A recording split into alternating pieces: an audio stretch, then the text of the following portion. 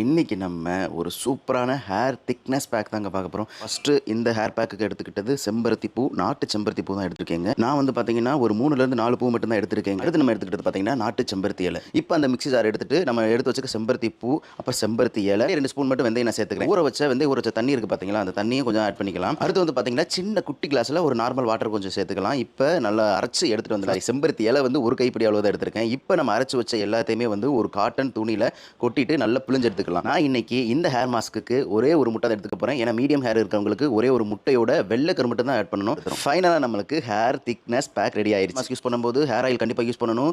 உங்களால வீட்லயே homemade prepare பண்ண முடியலன்னா நம்மளோட ஜெகதீஷ் மீனா ஹேர் ஆயில் இருக்கு. அப்புறம் வந்து ஜெகதீஷ் மீனா கோகனட் ஷாம்பு இருக்கு. இது ரெண்டுமே வேற லெவல்ல உங்களுக்கு ரிசல்ட் கொடுக்கும். பாத்தீங்கன்னா என்னோட தலையில ஃபுல்லா ஹேர் பேக் அப்ளை பண்ணியாச்சு. ஒரு 15 to 20 மினிட்ஸ் மட்டும் என்னோட தலையில வந்து அப்படியே வச்சுக்க போறேன். ஹேரை வாஷ் பண்ணிட்டு வந்துடுறேன். ஸோ ஹேரை வாஷ் பண்ணிட்டு வந்தாச்சு. என்னோட ஹேரை பார்த்தீங்கன்னா தெரியும், அந்த அளவுக்கு சாஃப்டா சில்கியா மாத்தி கொடுத்துருக்கு. Bye friends.